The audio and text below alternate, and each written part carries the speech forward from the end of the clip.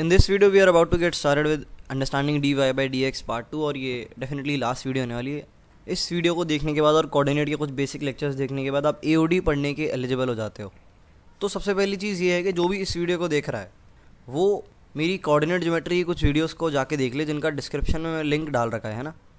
उन वीडियोज़ में मैंने थोड़े बहुत कोऑर्डिनेट सिस्टम के बारे में बता रखा है कि भाई पॉइंट क्या होता है, लोकस क्या होता है, वो बेसिक चीज़ें जो कि आपको इस वीडियो को समझने में मदद करेंगी। क्योंकि जो बिल्कुल बेसिक स्क्रैच से शुरू कर रहा है उसे दिक्कत आएगी वरना। क्योंकि यहाँ पर हम बात करने वाले हैं dy बाई dx की और टेंजेंट्स को हम इंट्रोड्यूस करने वाले हैं।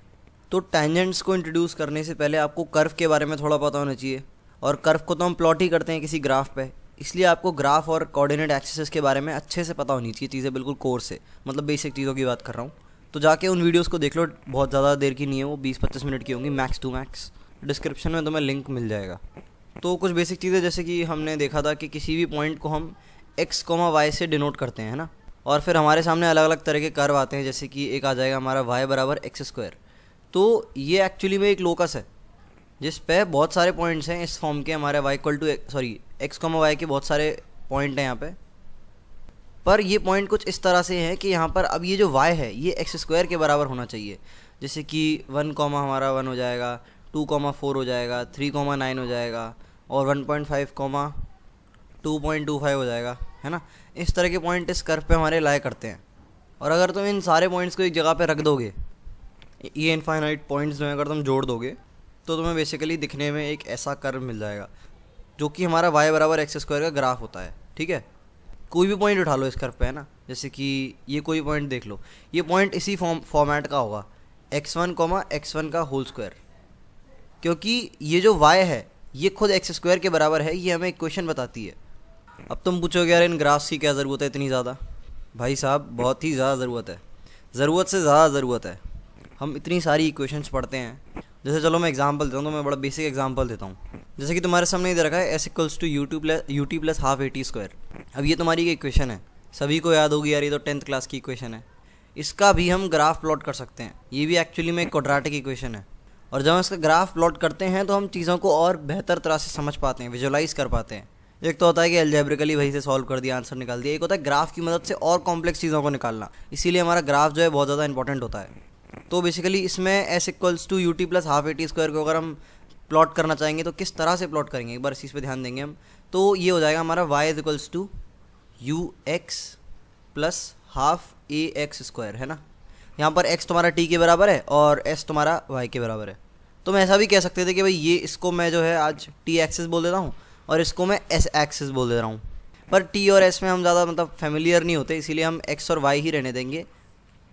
हम बस s को y कर देंगे और t को x कर देंगे, और ये याद रखेंगे कि भाई x जो है वो t है, y है जो s है। समझ रहे हो। अब हम इसका ग्राफ बड़ी आसानी से प्लॉट कर सकते हैं, क्योंकि इस पर जितने भी पॉइंट्स होंगे, देखो x, y की फॉर्म के तो यहाँ पे पॉइंट होने वाले हैं, और पॉइंट कुछ इस तरह से हैं कि जो y की वैल्यू है हमारी वो इसके बराबर है ux + ½ a, जनरली g होता है हमारा, है ना। वो तो सवाल पर डिपेंड करता है, बट यहाँ पे g मान ले रहे हैं, तो ½ x² आएगा, x²। तो इस फॉर्म का हमारा y है, y इसके बराबर है। तो जितने भी पॉइंट इसके कर्व पे लाए करने वाले हैं वो दिखने में ऐसे होंगे, x, ux + ½ ax²। ध्यान रखना, ये जो मैं कन्वर्जन बता रहा हूँ ना, ये तुम्हें AOD में आगे जाके मिलेगा, बहुत ज़्यादा काम आता है। इसको हम पैरामेट्रिक कोऑर्डिनेट्स में कन्वर्ट करने की प्रोसेस बोलते हैं। अभी गंदा सा नाम मैंने तो बता दिया, इसको हम बाद में ढंग से पढ़ेंगे, बट हाल फिलहाल याद रख सकते हो, है ना। और बाकी चीज़ें बहुत जस्टिफाइड है, मैंने कि स्टेप बाय स्टेप बताया है कि कैसे चीज़ें हो रही हैं यहाँ पे। और अभी तो हम मेन चीज़ पे आए भी नहीं है, that is what actually dy by dx is, इसके कंक्लूजन पे। ऑलराइट मित्रों, तो हमने जो है ग्राफ की, कर्व की बेसिक चीज़ें समझ ली हैं। अब हम थोड़ा आगे बढ़ते हैं ज़िंदगी में। तो मैंने बताया था, अगर तुम्हें याद हो, कि भाई ये जो dy बाई dx होता है ये कुछ नहीं होता, ये tan थीटा होता है। tan थीटा का मतलब परपेंडिकुलर अपॉन बेस होता है ये, और ये इसके बराबर भी होता है तुम्हारा Δy/Δx। उसका भी एक लिमिटिंग केस मैंने तुम्हें बताया था, that was dy by dx, है ना। तो Δy/Δx का लिमिटिंग केस होता है dy/dx, जिसमें कि हम बहुत छोटे चेंजेस की बात कर रहे होते हैं, और डेल्टा जब हम बोलते हैं तो बड़े चेंजेस की बात करते हैं हम।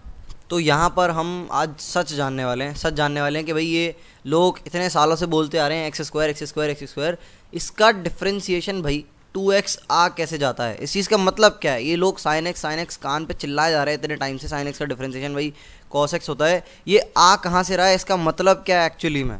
तो बड़े ध्यान से देखना। तो ये जो है ब्लू कलर से नीचे लाइन लिखी है भाई, इसको बड़े दिल लगा के पढ़ लो।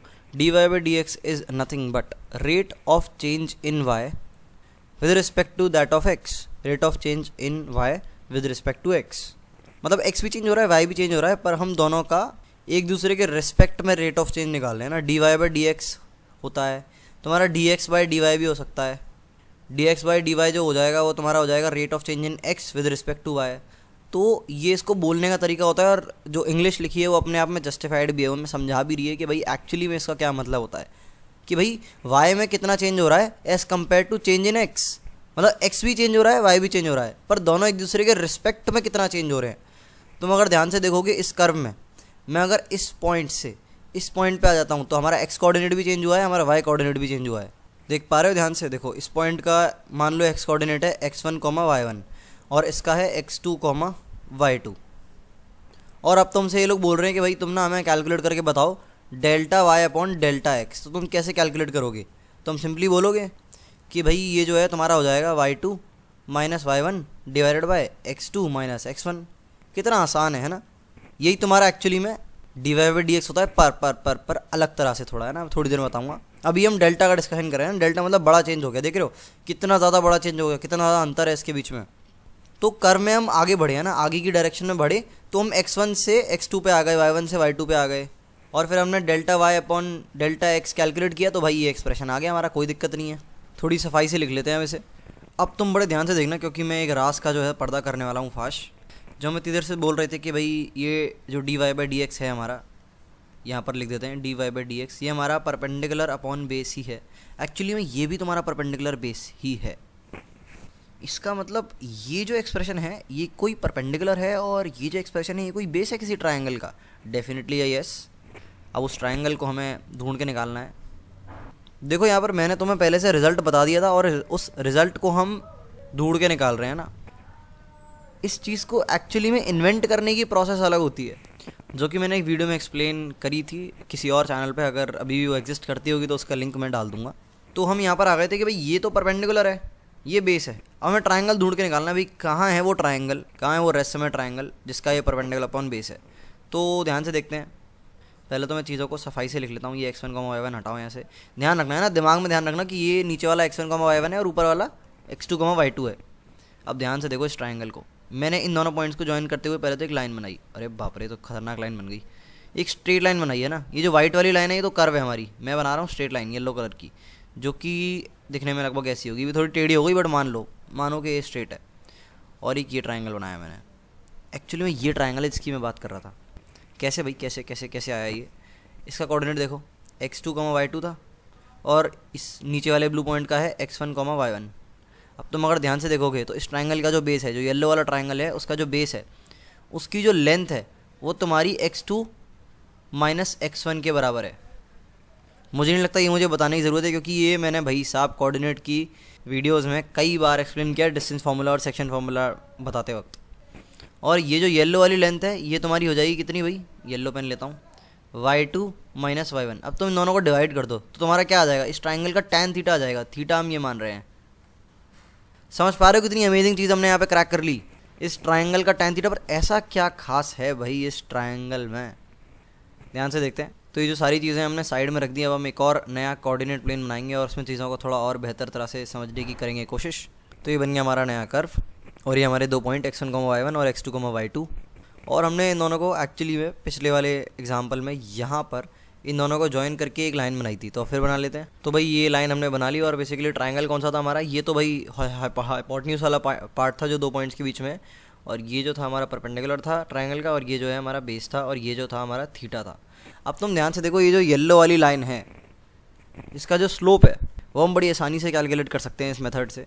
जिन लोगों को नहीं पता स्लोप क्या होता है, स्ट्रेट लाइन की वीडियोस जो हैं उनका डिस्क्रिप्शन में लिंक मिल जाएगा, या फिर मैं छोटा सा भी बता देता हूँ अगर तुम्हें इधर उधर भटकना ना पड़े। देखो हर लाइन को आइडेंटिफाई हम कुछ चीज़ों की मदद से करते हैं, जिसमें से एक चीज़ होती है उसका स्लोप, है ना। लाइन को बनाने के लिए, लाइन को पहचानने के लिए, लाइन को समझने के लिए उसका स्लोप पता होना चाहिए। स्लोप सिंपली कुछ नहीं होता, उस लाइन का एंगल होता है एक्स एक्सिस से। जैसे इस लाइन का कोई एंगल होगा, और ये एक और लाइन बनाता हूँ, इस लाइन का भी कोई एंगल होगा। देखो ये इस लाइन का एंगल होगा, तो तुम्हें लाइन एक्स एक्सिस से कितना एंगल बना रही है ये पता होना चाहिए, तभी तुम लाइन को प्लॉट कर पाओगे, लाइन को समझ पाओगे, लाइन को ग्राफ में इंट्रोड्यूस कर पाओगे। तो सिंपली उस स्लोप की ही बात कर रहे हैं हम यहाँ पे। ये जो थीटा है एक्चुअली में ये वही एंगल है जो ये लाइन एक्स एक्सिस से बनाई, क्योंकि ये एंगल और ये जो नया वाला थीटा मैंने बनाया ये दोनों सेम होंगे। तो एक्चुअली में जब हम ये करते हैं कि भाई tan theta is equals to कितना हम कह रहे हैं perpendicular upon base, that is y2 minus y1 divided by x2 minus x1, ये हम बोल रहे हैं tan थीटा, और ये है परपेंडिकुलर अपॉन बेस के बराबर। ये एक्चुअली में हमारी येलो वाली लाइन का स्लोप है। अगर हम थीटा की वैल्यू यहाँ पे कैलकुलेट करेंगे तो ये आपका tan इनवर्स m के बराबर आएगा, है ना। ये इनवर्स ट्रिग्नोमेट्री का पार्ट हो गया। अगर जैसे कि तुम्हारा साइन थीटा जो है वो किसी भी चीज़ के बराबर है, जैसे मान लो 1/2 के बराबर है, तो यहाँ पर हम थीटा को बोलते हैं theta is equals to sine inverse 1/2। ध्यान रखना ये -1 इसकी पावर नहीं है, ये इनवर्स है, अलग तरह का नोटेशन है जो कि हम इनवर्स ट्रिग्नोमेट्री में पढ़ेंगे, जो कि फंक्शंस का एक छोटा सा पार्ट है। अच्छा टॉपिक है, काफ़ी ब्रॉड टॉपिक है, चाहिए मैं इसको भी मैं पढ़ाऊँगा। तो यहाँ पर हमने देख लिया कि थीटा यहाँ पे कैसे कैलकुलेट कर सकते हैं, और tan थीटा की वैल्यू m होती है जो कि हमारी इस लाइन का स्लोप होती है, समझ रहे हो, जो कि हम स्ट्रेट लाइन में भी पढ़ेंगे। अब हमने पढ़ लिया delta y over delta x के बारे में, क्यों ना गेम में dy/dx को लाया जाए। अब बड़े ध्यान से सुनना, कान खोल के सुनना, क्योंकि अब जो है हम असली चीज़ पर उतर रहे हैं फाइनली एट लास्ट, काफ़ी ज़्यादा इंतज़ार करने के बाद। मैंने तुम्हें बताया था कि डेल्टा y और क्या बोलते हैं डेल्टा y और डेल्टा x जो है हमारा और dy/dx है, उनमें कोई ज़्यादा अंतर नहीं होता। अंतर बस ये होता है कि dy/dx में हम बहुत स्मॉल चेंजेस को स्टडी कर रहे होते हैं, डेल्टा में बड़े चेंजेस। और जब हमने इन स्मॉल चेंजेस को पढ़ना शुरू किया तो अपने आप में एक नई मैथमेटिक्स का इजाद हो गया, जिसे हम कैलकुलस के नाम से जानते हैं। स्मॉल चेंजेस का क्या मतलब है यहाँ पे, बड़े ध्यान से देखना। इस फिगर में मैं सारी चीज़ें मिटा दे रहा हूँ, नहीं ग्राफ नहीं मिटाना था, वो क्यों मिट गया। तो ये मैंने एक और जो है नया ग्राफ बना लिया। ये जो वाइट वाली लाइन है ये एक्चुअली में इन दोनों पॉइंट्स को ज्वाइन करने वाली लाइन है, जिसके हम स्लोप के बारे में इतनी देर से बात कर रहे थे। थोड़ी सी टेढ़ी बन गई है बट सीधी इमेजिन करना। ध्यान से देखना, हम यहाँ पर अब dy/dx की बात करने वाले हैं। ये है अपना small change in y over small change in x। Small change का मतलब ये है, ध्यान से देखना, बड़े ध्यान से देखना, अगर मैं इस x2, y2 को पास लाता जाऊँ, मतलब पीछे की तरफ लाता जाऊँ, और इतना पीछे ले आऊँ, इतना पीछे ले आऊँ कि ये जो है मेरा एक पॉइंट बन जाए जो कि जस्ट आगे वाला पॉइंट है x1, y1 के इस कर्व पे। दोबारा बोलूँगा, x2, y2 को मैं पीछे लाता जाऊँ और इतना पीछे ले आऊँ कि ये मेरा हो जाए जस्ट आगे वाला पॉइंट x1, y1 के। तो इस लाइन की क्या हालत होगी, ये लाइन हमारी देखने में कुछ ऐसी हो जाएगी, है ना, इन दोनों पॉइंट्स को ज्वाइन करती हुई। ये ग्रीन कलर से मैंने जस्ट आगे वाला पॉइंट जो है मार्क कर रखा है, और वाइट कलर से हमारा ये अगला वाला पिछला वाला जो ओरिजिनल पॉइंट है वो है। तो इस ग्रीन पॉइंट को हम बोल देते हैं अब x2, y2, है ना। तो एक नए पॉइंट के बारे में हम स्टडी कर रहे हैं, पहले कोई और पॉइंट था ना, पहले x2, y2 कोई और पॉइंट था। ध्यान रखना, x2, y2 एक आर्बिटरी पॉइंट लिया, ऐसी कोई भी वैल्यू हो सकती है, बदल सकते हैं इस पॉइंट को हम। तो मैंने बदल के इसको कर दिया जस्ट आगे वाला पॉइंट। समझ रहे हो, जस्ट आगे वाला पॉइंट कैसे कैलकुलेट कर सकते हो तुम, ये तो बड़ी कमाल की चीज़ हो जाएगी। तो क्योंकि हम dy/dx में जस्ट छोटी चीज़ों के बारे में बात कर रहे होते हैं, है ना, बहुत छोटे चेंजेस के बारे में, तो तुम देखोगे अगर हम सेम चीज़ कैलकुलेट करेंगे, परपेंडिकुलर अपॉन बेस जो हम कर रहे थे इतनी देर से, delta y over delta x, अगर कैलकुलेट करेंगे जस्ट आगे वाले पॉइंट के लिए, तो हम बहुत स्मॉल चेंजेस, बहुत छोटे स्तर पर चेंजेस की बात कर रहे हैं। तो जस्ट आगे वाला पॉइंट अगर हम कंसिडर करते हैं यहाँ पे, तो हम बहुत छोटे चेंजेस पे बात कर रहे हैं। ध्यान रखना, इतनी सही चीज़ है ना ये, अभी तुम शुरू कर रहे हो, बस जब तुम एंड कर रहे होगे कैलकुलस, जब अच्छे से समझ चुके होगे, ओडी के साथ डील कर चुके होगे, और मेरी वीडियोस एटलीस्ट मेरी वीडियोस रेगुलरली देख रहे होगे, तो मैं इतनी सही सही चीज़ें बताने वाला हूँ इसमें, तुम्हारा दिमाग हिल जाना है। तो जस्ट आगे वाला पॉइंट का मतलब ये होता है, जैसे ये अगर तुम्हारा x1 है, इसका कोऑर्डिनेट अगर x1 है, तो इसका कोऑर्डिनेट कितना होने वाला है तुम्हारा, इसका कोऑर्डिनेट होने वाला है तुम्हारा x1 प्लस h मतलब दुनिया का सबसे छोटा नंबर, है ना। x1 के जस्ट आगे वाला नंबर क्या होगा, x1 प्लस h। ये h के बारे में हम पहले ही बात कर चुके हैं, जिसने अगर मेरी सारी प्लेलिस्ट, सारी वीडियोस प्रॉपरली देखी हैं कोऑर्डिनेट की, और अंडरस्टैंडिंग dy/dx पार्ट 1 देख रखा है, तो समझ आ जाएगा तुम्हें। तो x1 प्लस h जो है वो x1 के जस्ट आगे वाला पॉइंट है, और इस कर्व की इक्वेशन तो हमें पता ही है, इस कर्व की इक्वेशन है y बराबर x²। अब बड़े ध्यान से देखना, बहुत मज़ा आने वाला है। अब हम एक्चुअली में इजाद करने वाले हैं x² के डिफरेंशिएशन का। इससे एक्साइटिंग पल मेरी जेईई प्रिपरेशन में ज़्यादा कोई नहीं था, जब मैंने पहली बार जाना था कि ये जो लोग इतनी देर से बेवकूफ़ बना रहे हैं चीज़ें रटा रटा के, ये एक्चुअली में मतलब क्या है। ध्यान से देखना, यहाँ पर मैं क्या करने वाला हूँ, सेम चीज़ लिखने वाला हूँ, y2 minus y1। All right, अब यहाँ पर देखना, यहाँ पर मैं सेम चीज़ फिर से लिख रहा हूँ, x2 माइनस x1, पर इस बार जो x2 है हमारा वो x1 के जस्ट आगे वाला पॉइंट है। इसका मतलब x2 को हम कह सकते हैं भाई टू जो है वो x1 प्लस h के बराबर है। यहाँ लिख रखा है, वैसे मैंने एक बार पहले ही बता दिया था, है ना। जस्ट आगे वाले पॉइंट को स्टडी कर रहे हैं, बहुत स्मॉल चेंजेस को स्टडी कर रहे हैं। तो हमने कहा कि भाई x2 जो है वो जस्ट x1 प्लस h के बराबर है। अगर x2 x1 प्लस h के बराबर है तो हमारा जो y2 हो जाएगा, ध्यान से देखना, वो किसके बराबर हो जाएगा? y2 तो भाई अपना x2 के स्क्वायर के बराबर है ना इस कर्व की इक्वेशन के तहत, क्योंकि y बराबर एक्स स्क्वायर है ये, यानी कि y2 बराबर x2 का स्क्वायर। तो x2 का स्क्वायर कितना हो जाएगा तुम्हारा? पहले तो लिख लेते हैं, y2 बराबर x2 का स्क्वायर, और x2 का स्क्वायर कितना हो गया? x1 प्लस h का स्क्वायर। ओ भाई साहब सही है, मज़ा आ रहा है देखने में, काफ़ी इंटरेस्टिंग तो लग रहा है। और जो y1 है तुम्हारा वो किसके बराबर हो जाएगा? तो यार क्लियरली पता है, x1 के स्क्वायर के बराबर है। ये देखो 3 इक्वेशन निकल के आ गई, पहली, दूसरी, तीसरी, इन तीनों को हम यहाँ पर रख देंगे और वैल्यूज़ जो है अपनी कैलकुलेट करने लग जाएंगे। तो भाई करते हैं शुरुआत। कोई अलग पेन लूँ क्या? येलो पेन लेता हूँ चलो, एंड की कैलकुलेशन करने के लिए। y2 की वैल्यू पहले रखूँगा, ये हो जाएगी x1 प्लस h का होल स्क्वायर। ऑलराइट, कोई दिक्कत नहीं है, बिल्कुल सही जा रहे हैं। और इसके बाद आ जाएगा तुम्हारा y1 की वैल्यू x1 का होल स्क्वायर। ठीक है, बढ़िया लग रहा है, देखने में अच्छा लग रहा है। इसके बाद नीचे क्या आ जाएगा? x2 minus x1। x2 की वैल्यू क्या है? x1 plus h। ठीक है, कोई दिक्कत नहीं है। और x1 की वैल्यू तो x1 ही रहने देंगे। तो सारी की सारी चीज़ें हमने x1 के टर्म्स में पुट कर ली। अब देखो, पहले न्यूमरेटर को खोलते हैं।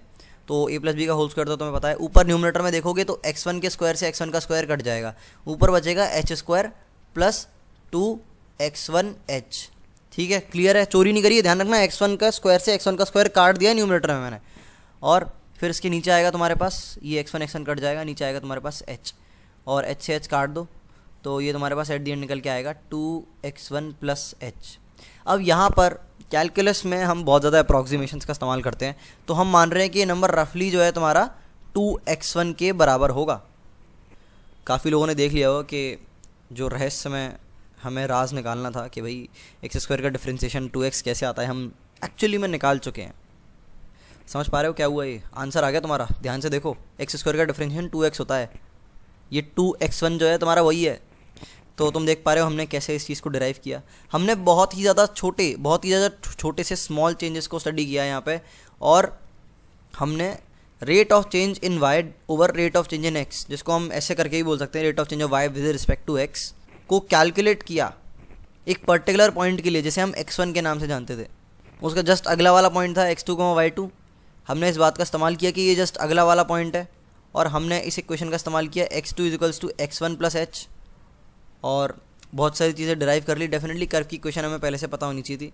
तो ये जो प्रोसेस है, ये जो डिराइव करने की प्रोसेस है, ये तुम्हें बहुत अच्छे से पता होनी चाहिए। अब मैं सही बता रहा हूँ, तुम दुनिया के किसी भी कर्व के लिए ये चीज़ कैलकुलेट कर सकते हो। तुम्हें हर बार ये चीज़ लगानी है। मान लो तुम्हें ये दे देता है भाई, पहले तो गंदगी मिटाते हैं यार, अच्छा नहीं लग रहा, बहुत ज़्यादा मैस हो गया, मिट गया। अगर तुम्हें दे रखा है y बराबर साइन एक्स, तुम्हें सेम चीज़ लगानी है, एग्जैक्टली सेम चीज़। इसको लगा दो, तुम्हारे पास answer at the end cos x ही निकल के आएगा। और मैं चाहूँगा कि एक बार तुम साइन एक्स के लिए डिराइव करके भी देखो, देखते हैं क्या निकल के आता है। फॉर्मूला लगा के देखना अपना, साइन a प्लस बी वगैरह का, तुम्हारा आंसर जो है यहाँ से आ जाएगा। किसी का भी डिफरेंशिएशन निकाल लो, x³ का ट्राई करके देखो। अब एक्चुअली में तुम यहाँ पे सीख चुके हो डिफरेंशिएशन को इन्वेंट करना किसी भी चीज़ के, पर अब हम थोड़ी और बेहतरीन और अच्छी चर्चा यहाँ पे करने वाले हैं। ये जो टेंजेंट जैसी एक चीज़ होती है, टेंजेंट नामक चीज़ होती है, जो कि हम यहाँ पर डिराइव कर चुके हैं, बना चुके हैं टेंजेंट। एक्चुअली में ये जो लाइन थी, है ना, जो x1, y1 और x2, y2 को ज्वाइन कर रही थी, जब हमने x2, y2 को जस्ट अगला वाला पॉइंट बना दिया x1, y1 के, यहाँ पर तुम देख पा रहे होगे, तो ये लाइन एक टेंजेंट बन गई इस कर्व की। टेंजेंट वो लाइन होती है कर्व की जो जस्ट कर्व को टच करके जाती है।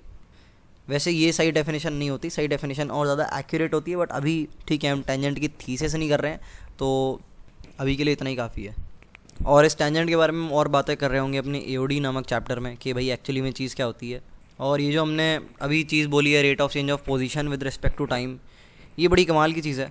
जब हम फिजिक्स में पढ़ रहे होंगे कि rate of change of position with respect to time velocity होती है, और rate of change of velocity with respect to time acceleration होता है, और rate of change of acceleration with respect to time jerk होता है। तो इन चीज़ों को हम और ज़्यादा ब्रॉडर पर्सपेक्टिव से समझ रहे होंगे। मतलब अभी तुमने डिराइव करना तो सीख लिया, बट अभी तुम्हें समझ नहीं आया कि एक्चुअली में कहाँ है भाई, एक्चुअली में कहाँ है, फिजिक्स की भाषा में कहाँ है, असली दुनिया में किधर है। मैं अगर अपने ग्राफिक पैड का पेन अभी फेंकूँगा तो वो उसमें कहाँ है, मैं अगर चलूँगा तो उसमें कहाँ है, समझ रहे हो। हमारे आसपास की चीज़ों में ये कहाँ है dy/dx। वैसे मैंने इस पर भी एक वीडियो बना रखी है ऑलरेडी, पॉडकास्ट रिकॉर्ड कर रखा है मैंने, वो देखना बड़ा ज़रूरी है। क्योंकि अभी तो देखो हम x और y के टर्म्स में बात कर रहा हूँ। उत्तरी उल्टा बना दिया, मार पड़ेगी। यहाँ पर मैंने y करा है, यहाँ पर मैंने x करा है ना। अभी हम असली क्वांटिटीज़ यहाँ पे ऐड करने लग जाएंगे। ये जनरली हमारी टाइम एक्सेस हुआ करेगी और ये बदलती रहेगी। ये कभी position with respect to time हो जाएगी, ये कभी वेलोसिटी हो जाएगी, कभी एक्सेलरेशन हो जाएगी। तरह तरह की चीज़ें हम यहाँ पे डालते रहेंगे और बहुत मज़ा आने वाला है जब हम एक्चुअली में से फिजिक्स में डाल रहे होंगे। So that's all for now in this one. हमने एक हद तक dy/dx को समझ लिया है, AOD में और ज़्यादा हम इसको समझने वाले हैं। तो मिलते हैं अगली वीडियो में।